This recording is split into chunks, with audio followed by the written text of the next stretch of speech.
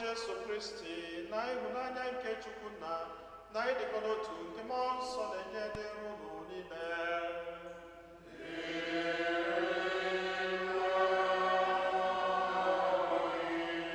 Ndị m na Kristi, tata bụ ụka nke iri abụọ na isii n'oge na-adịghị emume nke ụka. Anyị niile agbakọtago ọnụ ọzọ n'obi Chineke iji welu sọpụrụ onye nwe anyị maka ihe ọma niile nke ọ na-eme na ndụ anyị, maka ọtụtụ ngọzi ya n'ebe anyị nọ. Ka anyị na-ekene Chineke maka ihe ọma ndị a niile, ka anyị na-ekenekwazị ya maka otuto odula anyị n'izu ụka gara aga wee dubata anyị n'izu ụka ọfụ nke anyị banyere tata. N'ọfụ ka anyị na-ewerekwazị onwe anyị, ezinụlọ anyị na atụmatụ anyị niile dị mma nke izu ụka anụnwa na ogologo ndụ anyị, na-erunye n'aka Chineke, na-ayọ ka ọ na-edu anyị, ka ọ na-agbazili anyị, ka ọ na-agọzi anyị. Anyị nwere ọtụtụ ebumnobi ndị ọzọ ka anyị ji gbakọta ọnụ na aja masị n'ụwa, ka anyị natazi anyị isi ya na runye Chineke ebumnobi ndị ahụ niile.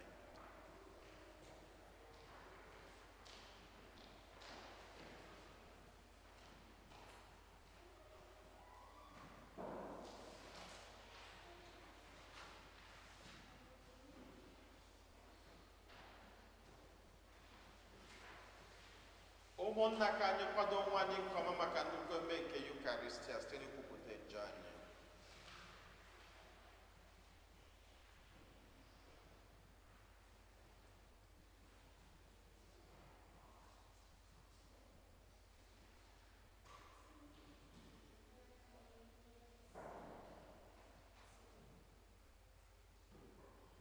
Ekwupụta ebukwa Chineke ji ike niile.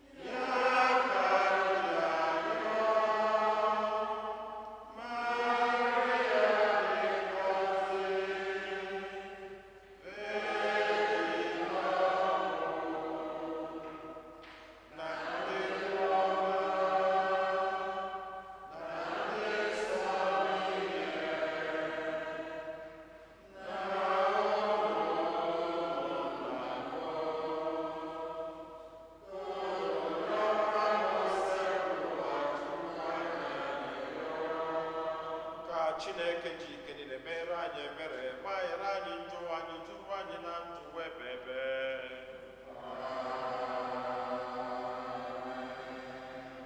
Otito dịrị Chineke n'elu kasị elu.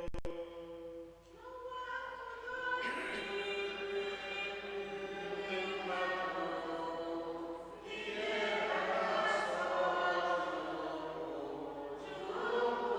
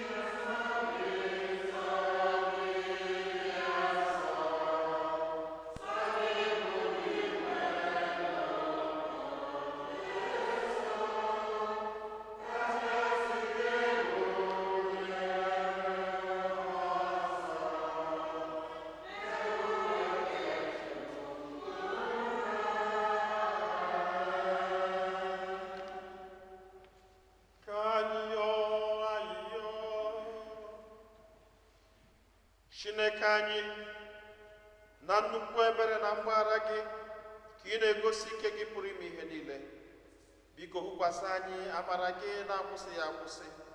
Nyere anyị aka ka anyị were ọsọ na-agbaga na nkwa ikwere anyị, wee bịa keta oke na aṅụrị nke eluigwe.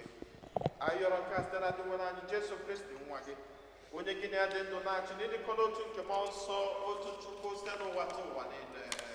Amen.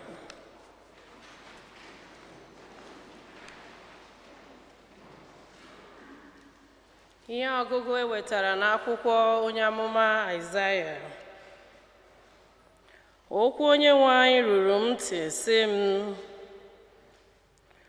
unu na-ekwu ụzọ Onyenwe anyị ezighị ezi. Ụlọ Izrel, biko geenụ ntị. Ọ bụ ụzọ m bụ nke na-ezighị ezi, ọ bụ na ọ bụghị ụzọ unu bụ nke na-ezighị ezi? Mgbe onye ozi omume siri n'ezi omume chigharịa malite ime mmehie, ọnwụ gbuo ya, ọ bụ n'ihi ajọ omume o metara ka o jiri nwụọ. Ma onye ajọ omume si n'ajọ omume chigharịa malite ime ezi omume, ọ ga-echode ndụ ya, n'ihi na ọ tụlere n'obi ya, kpebiekwa ịhapụ mmehie ya niile, ma malite ibi ndụ ziri ezi. Ndụ ga-abụ nke ya, ọ gaghị anwụ anwụ. Okwu nke sabụwa.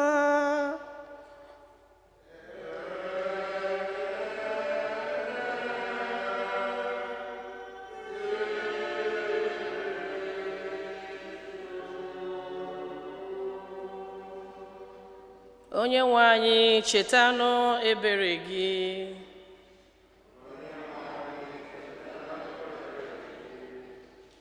Onyenwe anyị, mee ka m mata ụzọ gị, kụziere m okporo ụzọ gị, duziwe m n'eziokwu gị, na-agbazikwara m.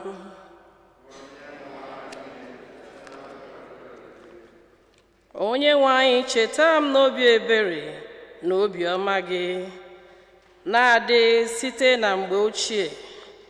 Echetakwala njọ m mere n'okorobịa na-adịghị ike m. Onyenwe anyị, cheta m n'obiọma gị, n'ihi na ị dị mma.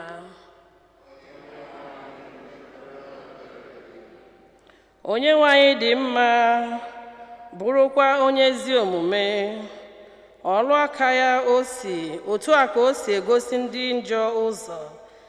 Ọ na-edube onye umeala n'ezi omume, bịakwa na-akụziri ndị umeala ụzọ ya.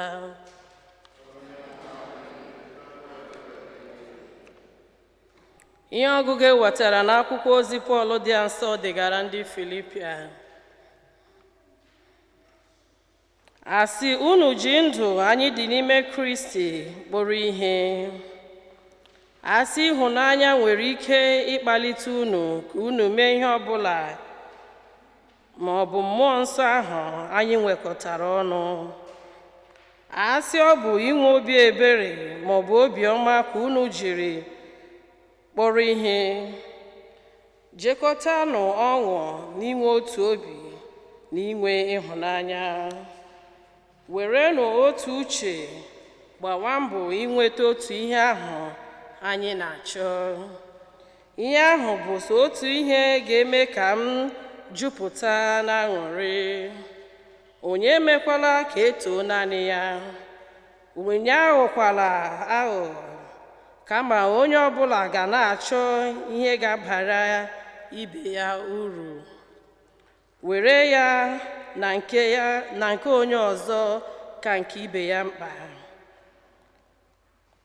Aghara inwe onye bụ ụzọ na-achọ nke onwe ya, kama ka onye ọbụla chewe maka ọdịmma nke ndị ọzọ. Uche unu kwesịrị ịdị ka nke Kristi Jesu, onye dị ezie n'ụdị Chineke,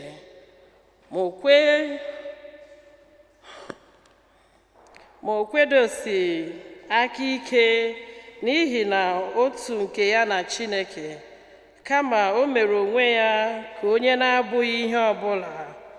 O werela ọnọdụ ohu, ọ bịa dịka mmadụ. Ọ bụghị sọ na ọ bịara dịka mmadụ, kama o wedatara onwe ya ala,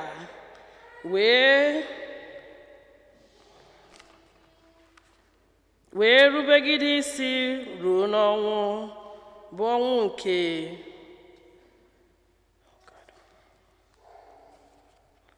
nke obe. Ma Chineke buliri ya oke elu, bịakwa nye ya aha kacha aha niile, ka o wee bụrụ na akpọ aha Jesu, ihe dum ga-egbu ikpere n'ala, ihe niile dị n'eluigwe, ma ihe niile dị n'elu ụwa, ma ihe niile dị n'okpuru ụwa. Akpọ aha Jesu, ire niile ga-ekwupụta na Jesu Kristi bụ onye nwe anyị, maka otito na ebube nke Chineke Nna. Okwu nke oseburu ụwa.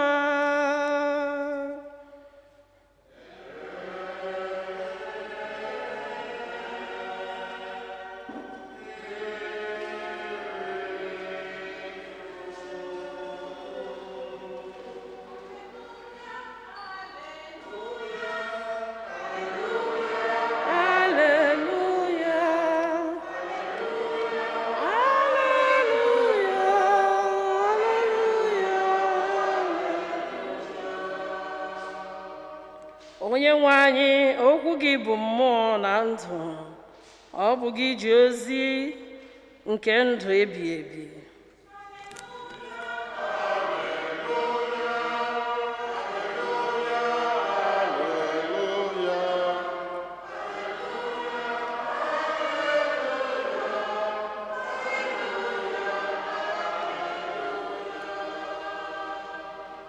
Onye nwe anyị nọ n'elu ụlọ.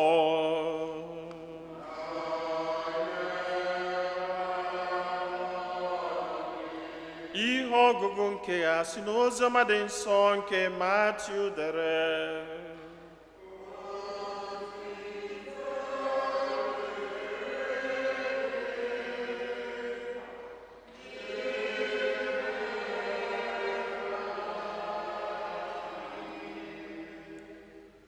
Jesu jụrụ ndị isi nchụaja na ndị okenye sị, gịnị ka unu chere? Otu nwoke nwere ụmụ abụọ. O jekwuru nke diọkpara sị ya, nwa m, jee ọrụ n'ubi m taa. Ma ọ zara sị, agaghị m eje. Ma o mesịrị chegharịa jee ọrụ n'ubi nna ya. Nwoke ahụ jekwukwara nwa ya nke abụọ, ziekwa ya otu ozi ahụ. Nwa ya zara ya sị, nna m, aga m ejerịrị ya. Ma o jeghị. N'ime ụmụ abụọ ndị a, ole nke mere ihe nna ya chọrọ? Ha zara sị, ọ bụ nke mbụ. Jesu wee sị ha, n'egwu na eziokwu, ndị ọnụ ụtụ na ndị ụmụ nwaanyị akwụna ga-ebu n'ụzọ banye n'alaeze Chineke. N'ihi na mgbe Jọn onye omemmiri Chukwu jiri ịkwụba aka ọtọ bịakwute ha, unu ekweghị ihe o kwuru, ma ndị ọna ụtụ na ụmụ nwaanyị akwụna kwere na ya. Ọbụna mgbe unu hụrụ nke a, unu emesighị chegharịa kwere na ya. Oziọma nke oseburu ụwa.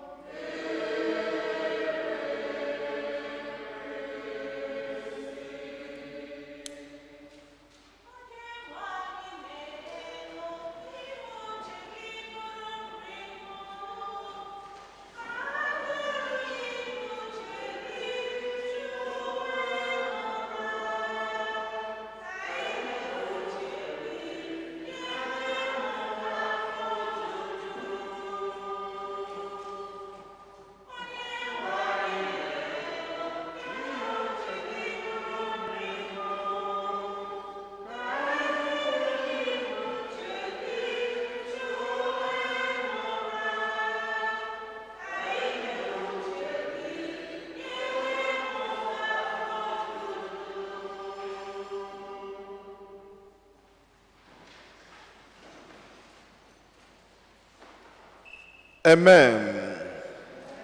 Amen. Nnọọnụ na ajamasị n'ụwa, nnọọnụ n'obi Chineke. Enweghị ebe anyị ga-anọ makalele ebe n'ụwa anyị nọ. Because in the house of the Lord there is rejoicing, there is gladness. Anyị ga na-ebunye afa Chineke enu, onye kelu mụ na gị, onye dobela anyị ndụ tata.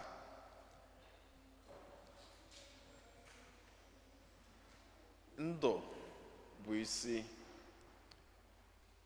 Onyinye nke ndụ karịchara ihe niile. Onyinye nke ndụ karịrị ụgbọala. Onyinye nke ndụ karịrị nnukwu ụlọ. Maka na ọ bụ onye dị ndụ nyara ụgbọala. Ọ bụkwazi onye dị ndụ biri n'ụlọ elu. Mana ọ bụghị sọsọ onyinye nke ndụ na onyinye nke ezigbo ndụ. Anyị kuo ume, anyị ekuo ọfụma. Anyị gaa ije, anyị aga ọfụma. Enwekwanụ ka ahụ si maja anyị, anyị adịkwa mma. Ya bụ na anyị nwelu ihe niile nke anyị ga-eji wee kene Chineke n'ụzọ pụrụ iche, onye dutela anyị n'obi tata. Ya bụ anyị ga-abụrụ ya just obere abụ. Bunye Yahweh no, bunye aha Yahweh no, Chineke kachasị mmadụ niile enu, onye kere ụwa kachasị mmadụ niile nwanne m bunye ya, bunye aha Yahweh no, Chineke kachasị mmadụ niile enu, onye kere ụwa kachasị mmadụ niile ndị nne bunye ya, ndị nna bunye aha ya, ụmụaka bunye ya wenu. Chineke kachasị mmadụ niile wenu, onye kere ụwa kachasị mmadụ niile wenu. Amen. Ya bụ na anyị nọ n'iri echiche ọbụla ị na-eche n'ụlọ ụka n'ụwa, ihe ọbụla nwere ike ịkpasa mmụọ gị weli ebunye. Ọnọdụ ndụ anyị niile weli ebunye. He knows better than we do. A na-enwe onye asị na-aghọta anyị ọfụma karịsịa onye ọbụla nọ n'ụwa. Ọ bụ Chukwu n'ụwa anyị na-efe. Ọbịa na-aghọta anyị, ghọta ime obi anyị, ghọtakwazị ka anyị si nọlụ. N'ọmalịcha ihe ọgụgụ agụgasịla anyị tata n'ụka nke 26 n'oge na-adịghị n'emume nke ụka. Nwayọ nwayọ nwayọ nwayọ nwayọ nwayọ anyị azọbanyezie ụkwụ na oge Advent, mana a na-eje nwayọ nwayọ abanye Ọktoba, abanye Nọvemba, anyị abanye na Advent, mana anyị ka nọ n'oge na-adịghị n'emume nke ụka. Chineke nwere ọtụtụ ihe ọ chọrọ ịkụziri mụ na gị tata. Nke mbụ, o dipendla etu isi wee nye ya anya. Ị nwere ike ine ya anya n'ofu akụkụ, ị ga-afụ na ọ na-egosi na mgbe ọbụla anyị tụgharịrị onwe anyị chọba iru ya bụ Chineke, na ya bụ Chineke ga-agbaghara anyị, nabata anyị. No matter how prodigal we are, na ọ gbasara aka n'elu obe si onye chọrọ ndụ ya megene ya bata. Den inekwu anya n'ụzọ nke ọzọ, ị ga-afụkwazị na Chineke na-achọ ịkọwa na irube isi karịrị ịchụ aja. Now when you are obedient to God, obedient to humanity, no karịrị ịchụ aja. Mgbe sị, am I obedient? Am I obedient? Achọrọ m ka anyị niile repeat okwu n'ụwa. Anụ m erube isi, ka anyị sụọ ya n'Igbo. Anụ m erube isi, kwuo n'okwu n'ụwa.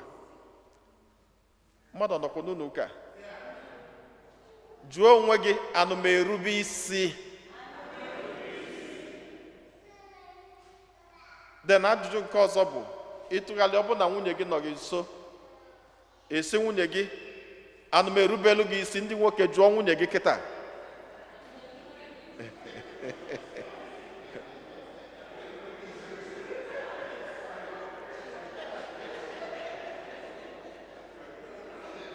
Because a very big question. Ejigoko nwunye gị mgbe na-erube isi, ọ bụ na ị na-erube isi, ọ na-alụzie n'ụlọ, ọ gwa gị ebe ide emeta. Then second question bụ ndị nwanyị jụọ n'ụdị unu ma anụ m erube isi. Ndị nwanyị achọ ihe ndụ ekwu anụ m erube ka ọ bụrụ gị nwa na-ajụ, ọ bụrụ m nwa na-ajụ. So use the term in your own way. Jụọ di gị anụ m erube isi.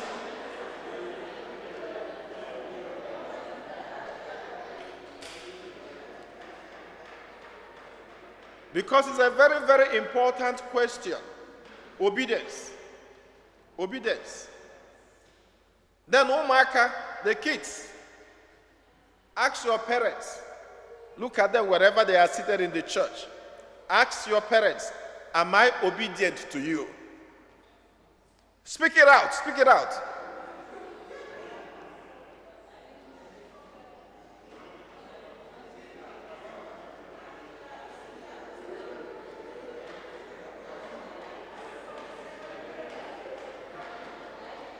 Amen. Okwu nwa dị nnukwu mkpa. Onya ka akwụkwọ nsọ ji esi anyị, obedience is better than sacrifice. Kedu ihe o ji dị nnukwu mkpa? Egosila anyị n'ihe ọgụ tata. Onye gwalụ nna ya si anyị a ga-eje ọlụ ma emesịa o jero. Egosikwa anyị onye nke abụọ, onye si na ya ma eje o mesịa o jee. Ewesi anyị n'ime mmadụ na-aba kedu onye rubere isi. Now, inebanye anya ọfụma, ị ga-afụ that if we are asked to define what obedience is, ị ga-afụ na obedience bụ abụrụ what I said I would do and didn't do. Kama obedience bụ either what I said I will not do and later did, or what I said I will do and later did. That obedience can never be what I said I will do and I never did. Onodoka last week enwelo Father Anyi Enibelo, Father Andy, na St. Clair, we were all there. Looking at him, looking at his innocence. And that brought us to so many questions. This is a man who sacrificed so much for that church in St. Clair. Now, if you go to Rubelu Chineke isi, di na n'ime akpati, ine nenye ise, kedu isi ụwa n'ụwa mụ na gị nọ. Randy was a lord na St. Clair. Now, nedu ka o si nọ n'ime akpati, a na-ebugharị ya.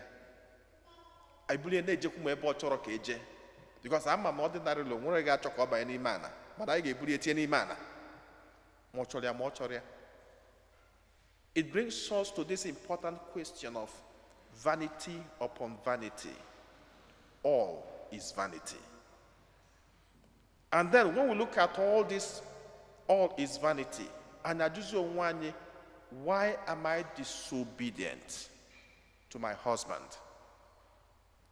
Why am I disobedient to my wife? Why am I disobedient to my parents? Gịnị mere na m adịghị ekwe ekwe? Obele ụwa n'ụwa, etu mụ na gị si nọdụ ya, kwom, that's it. Gịnị mere na m ji wee si n'ọma na ọ ga-abụrụ etu a m kwulie ka ọ ga-adịlịlị? Na di na nwunye nwere ike ịnọdụ ana kpaa nkata, agree on something, enwe common understanding. Gịnị mere na nwunye gị ga-asị gị nyada achọ dị ka ị na-apụ apụ n'ime abalị? Isi oke na ị ga-emie. Then every now and then, ịpụ ịnata very late. Mana ikweta na ị ga-emie, enwepụ n'ime mmie igwe na ime nwe anụ na anọdụkwa na akpaghalịa ya unu enwe conditions and terms oke na ihe ga-eme na ome work. Why am I disobedient? Gịnị mere m ji akpọ ekwo nkụ? O webunye m n'ofu akụkọ, mana akụkọ a ga-emekwazi nchọrọ ịkọ that will also help in the way and the way we understand children. Enwere ofu nwoke ọ mụtara ụmụ na-abụọ, ụmụ nwoke na-abụọ. N'ime ụmụ nwoke na-abụọ ahụ, mgbe emesịrị nne ha nwụọ, ọ bụzịa sọsọ nyanwa na-azụ ụmụaka. Mana n'ime ụmụ na-abụọ ahụ, because every child is wired differently. Enwere nwatakịrị na ibi ebe ofu. Every child is wired differently. And for you to have access to all the children, a man may follow each person based on himself. One of the models George Bush in education, no child left behind. Kedu ihe ji kwuo ya? Maka na ịbanye na school enwe ndị bụ hybrid. When they okwere eme, na ndị a ga-drag. Mana some of the things teachers na-eme bụ abịazie were ndị hybrid ahụ use ha as a model. Kuzie ndị hybrid ahụ nwetara ya ozugbo arapụzie ndị nke ọzọ. George Bush Simba, that no child should be left behind. Na ndị ahụ na-akpụ agbụ si dọlụkwuo ha niile maka na ofu ebe ka onye ọbụla na-eje. So that you cannot leave this one behind because Nanka, the very smart. Now what happened in my story?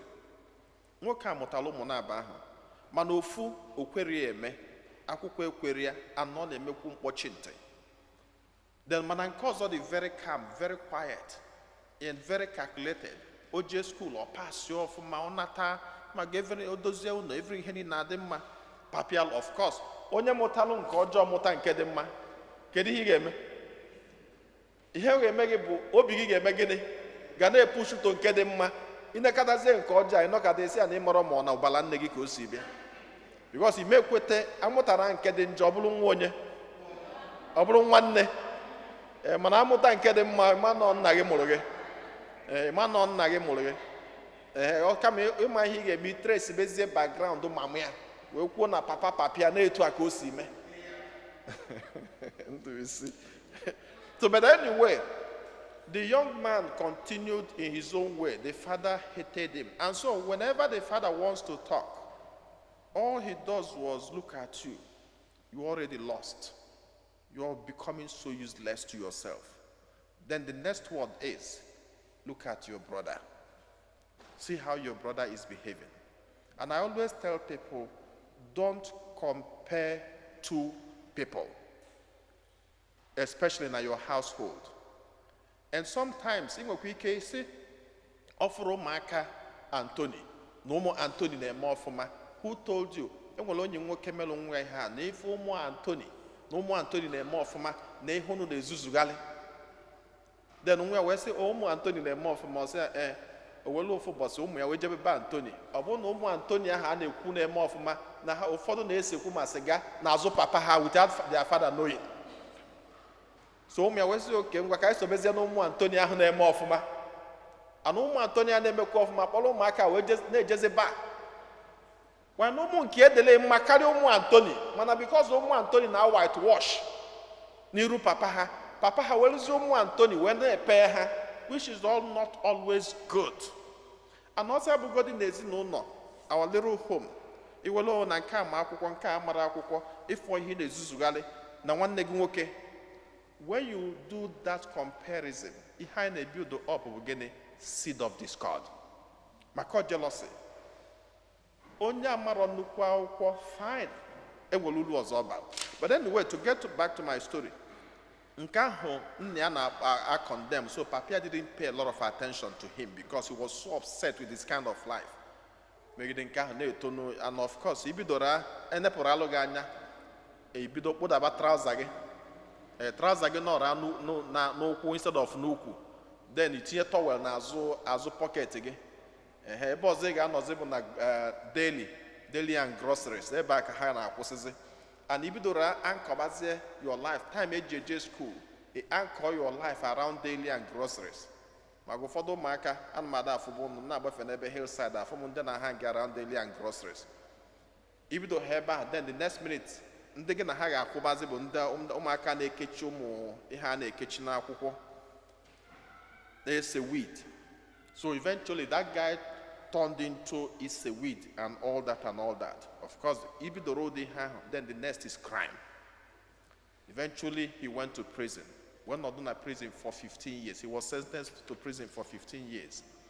Because I never called from my Jecha College, Guesbo College, Nata, no one, you pop out of state. Immediately on one, he left the father.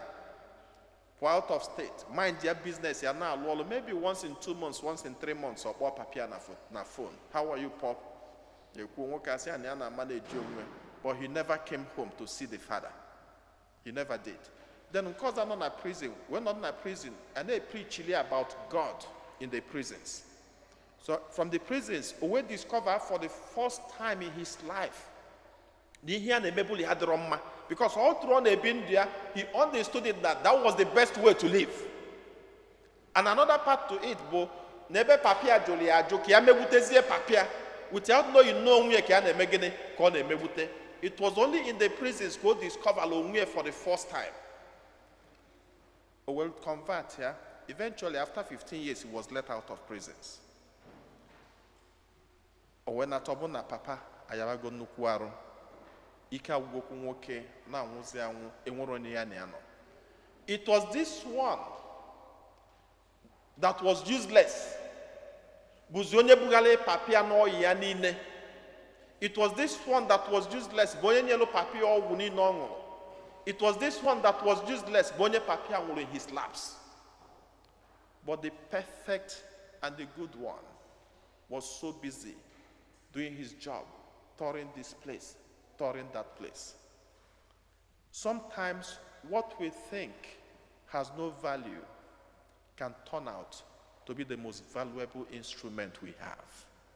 And that's why every child you have, pay attention. It doesn't matter how that child is growing. And we've got a series of cases in my church where a mother was so upset with the child, no kick that child out of the house. Then he went into the army, joined the army, but army obanyelabro bie, but not because na mamia made him feel that he's so useless. So obanyezi army na amazing with the army and all that. Bidodi overly depressed. And what happened? He committed suicide. And that was his end. And up till today, the mother is still regretting. Kedi hebutela akụkọ ọnụnwa. Inene na ngwụcha oziọma, Jesus say, na ndị Pharisee were so close to God, or pretending to be so close to God, mana they didn't recognize John the Baptist. They didn't accept him. Mana kedu they accept the prostitutes and the tax collectors. Every child we have is wired differently. Train each of them differently. Follow them up differently.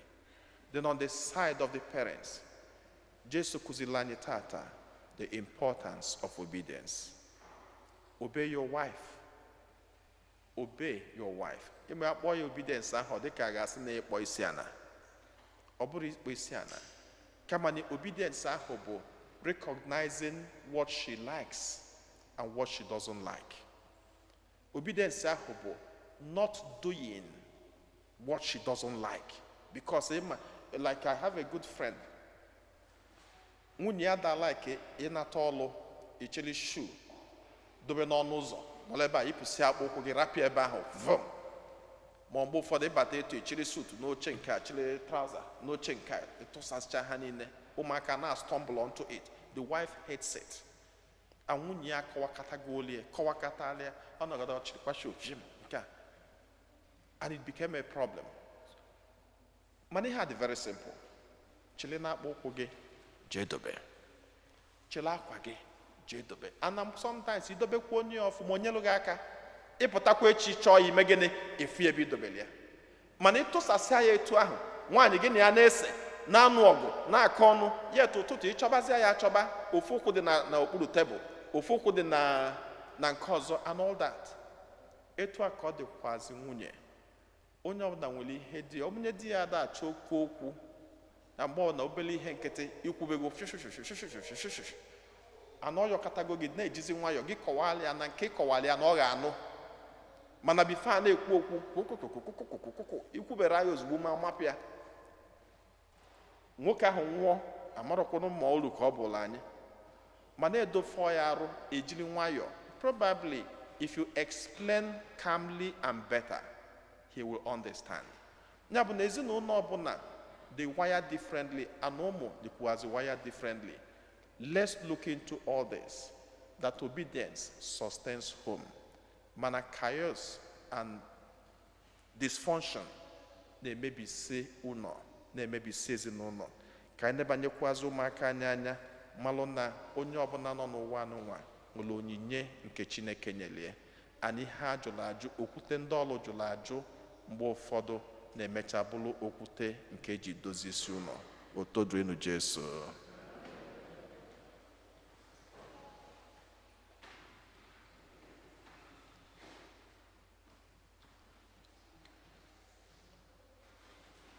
Ekwe n'otu Chineke.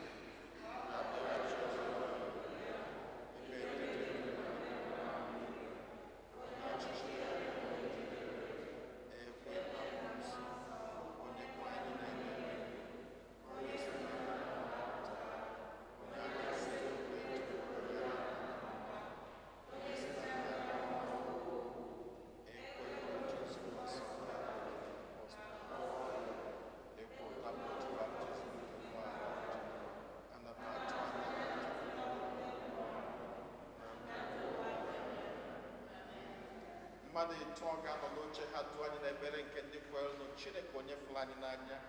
Ụmụ gị ndị a agbakọtago n'iru gị iji gosipụta gị ọtụtụ ebumnobi anyị. Anyị na-ayọ ka iche ntị ma nụrụ anyị ya.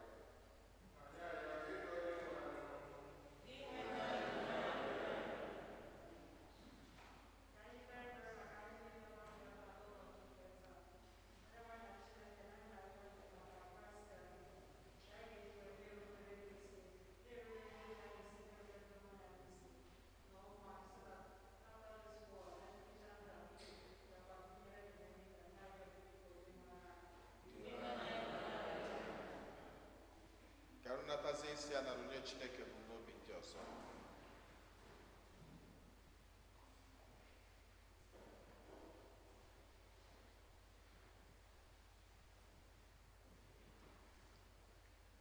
Ihe ndị a niile ka anyị ọma kwe na ị ga-emela anyị karịa ka anyị pụrụ ịyọ gị site na Kristi onye nwe anyị.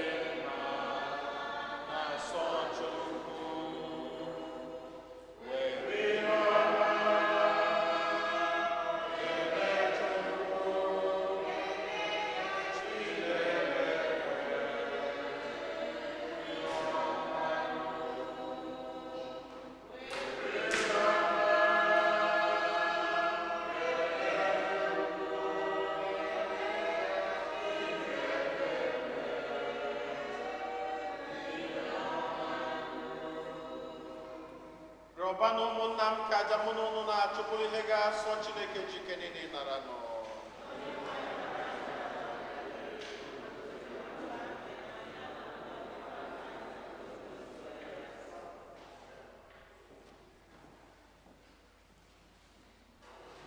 A na-erunyekwazị aja masị n'ụwa n'ụzọ pụrụ iche na consecration a maka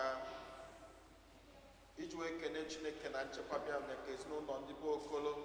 Erunyekwazị ya maka ezumike mkpụrụ obi Gloria Nweke.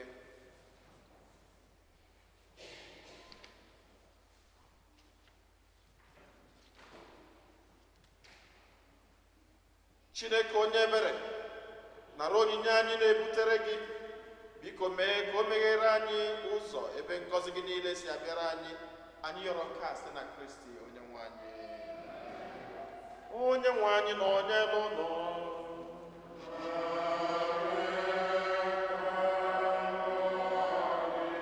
wenite n'obi ego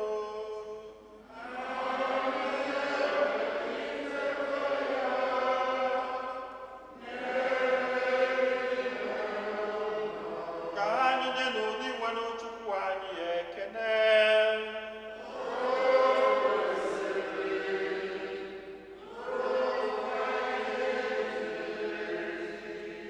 O kwesịrị ezi bụrụkwa ihe ziri ezi na-azọ ndụ na anyị ga-eto gị, na-enye gị ekele oge niile na ebe niile. O nna dị nsọ, Chineke jikere na onye ji ụwa tụwa site na Kristi dị nwe n'anyị, onye jiri ihe ebere o nwere maka mmehie mmadụ, kwere ka mụọ ya na Virgin Maria. Ọ gbatara anyị n'ọnwụ ebe ebe si n'ọnwụ ọ nwụrụ n'elu obe, bịa si na mbilite n'ọnwụ ya nye anyị ndụ ebe ebe. N'ihi nke ya anyị na-eso igwe ndị mmadụ niile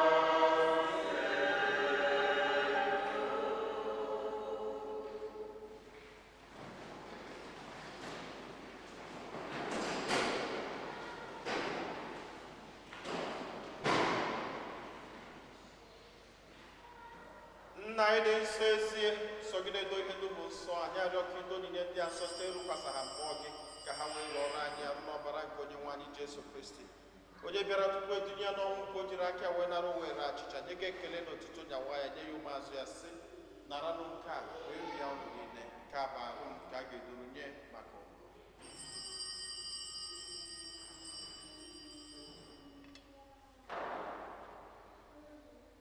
otu akwa ka o si ime mgbe ha richara nri anya sị o buru iko mmanya nyekwa gị ekele na otuto bunye ya ụmụazụ ya sị naranụ nke a ṅụọnụ ya ọnụ niile nke a bụ iko nke ọbara m nke ọgbụgba ndụ ọhụrụ dị ebe a ga-agba ya n'ihu nna n'ihi mmadụ niile ka e were gbaghara njọ na-emenụ nke a na ncheta nke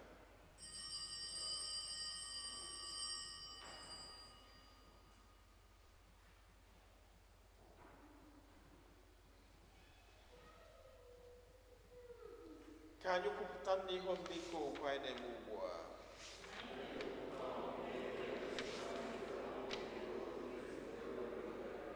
nna na ncheta nke ọnwụ na mbilite n'ọnwụ nke nwa gị anyị ebunye gị achịcha nke ndụ na iko nke nzọpụta anyị na-ekele gị n'ihi na ị kwere ka anyị dị mma mkpụrụ n'ihu gị na-efe gị anyị ji ume a na-arịọ ka anyị bụ ndị na-anata arụ n'ọbara nke Kristi bụrụ otu site na njikọ nke mmụọ nsọ nna cheta nzukọ gị gazuru ụwa niile menụ ka ịhụnanya gị jupụta ya gọzie pope anyị bụ Francis na bishọp anyị bụ Nicholas na ndị ofe ọlta gị niile chetakwa ụmụnne anyị ndị ji okwukwe wee gaa n'ezumike nke ọnwụ kpọbata ha na ndị ọzọ niile nwụrụ anwụ na ihe nke ebube gị biko meela anyị niile ebere ka anyị soro meji Maria dị ngọzi ndị nke Chukwu na ndị apọstọl na ndị nsọ gị niile ndị mere uche gị na ọwa eketa ndụ ebebe ka anyị sorokwanụ ha na-eto gị na-edo gị ebube site na Jesu Kristi nwa gị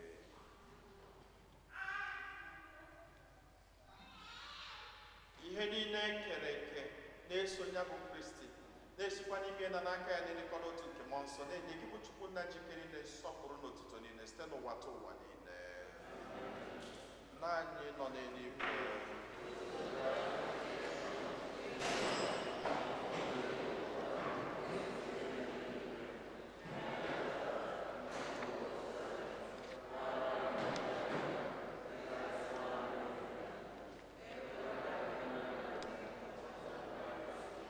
zọpụta anyị anyị na-arịọ gị osebụ ụwa na-ajọ ihe niile were ebere nye udo n'oge nke anyị site n'inye aka ebere gị ka zọpụta anyị niile na njọ oge niile anyị were gbanahụ nsogbu niile were nchekwube dị nsọ na-atụ anya maka mbịaghachi nke onye nzọpụta anyị Jesu Kristi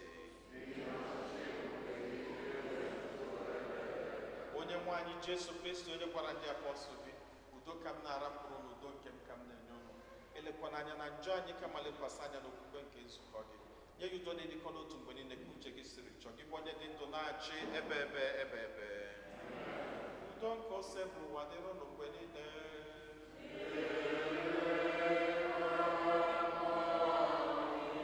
nyerịta n'onwe unu ekele nke udo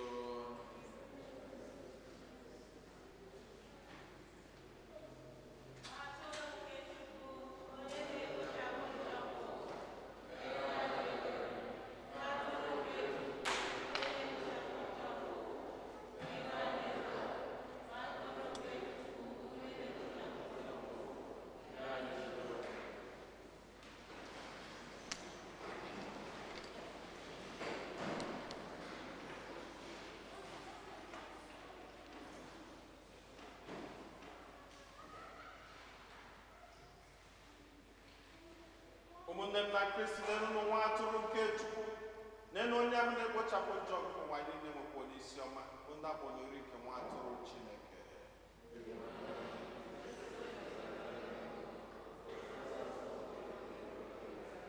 ka arụ n'ọbara Kristi chekwaba anyị niile were na ndụ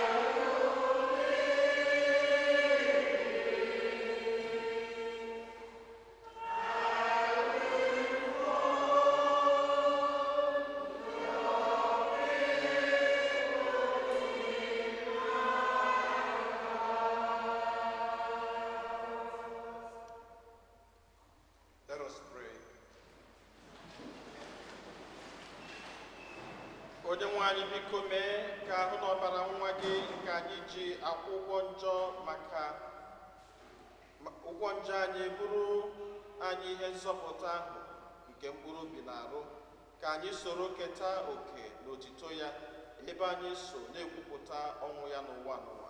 Anyị yọrọ nke a site na Kristi onye nwe anyị.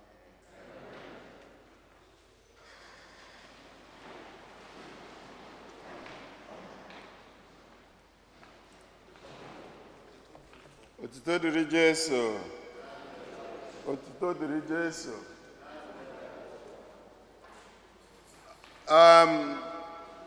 Second collection for religious education, biko kono be generous. Religious education. Yes.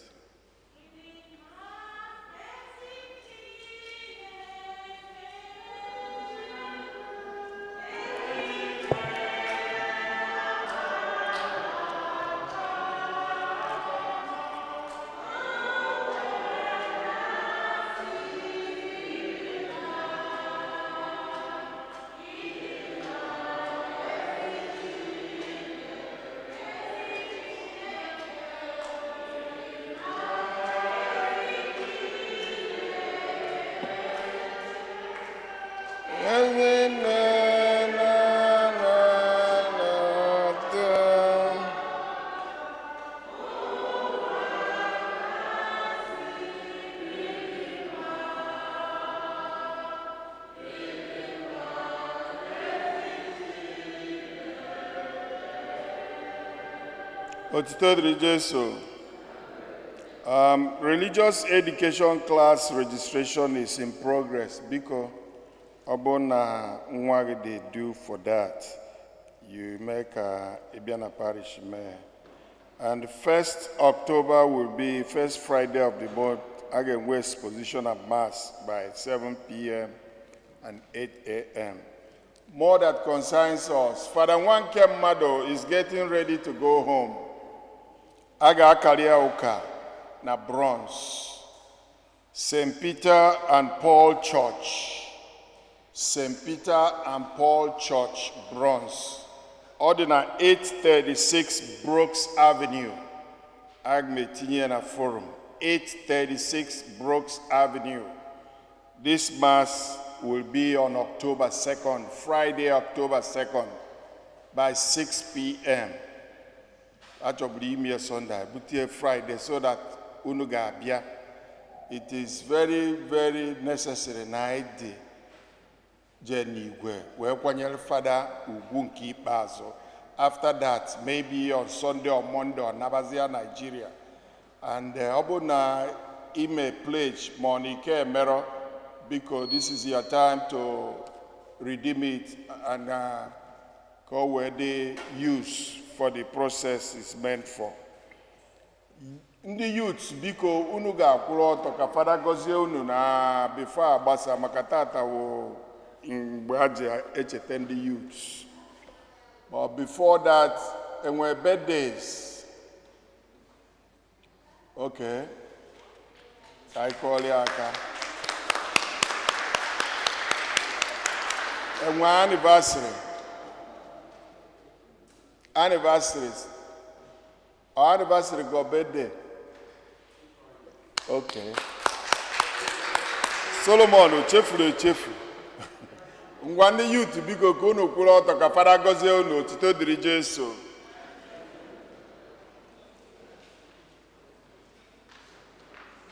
Lord God, we thank you for the gift of our young ones. We thank you for their lives. We thank you for all their efforts.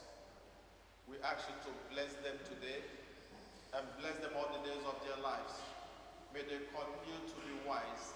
May they continue to pursue their goals. Brighten their way so that they will achieve all their dreams in this world and be a blessing to their parents and a blessing to the whole universe. We make our prayers through Christ our Lord.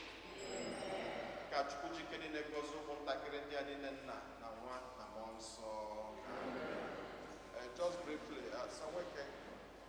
Saturday night, Brother Solomon, just briefly. So udo dịrị unu niile ọkwa gị ọfụma.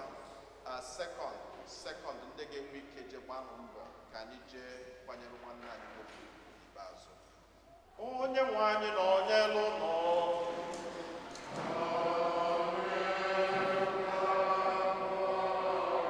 Ka Chukwu Chike niile gọzie unu.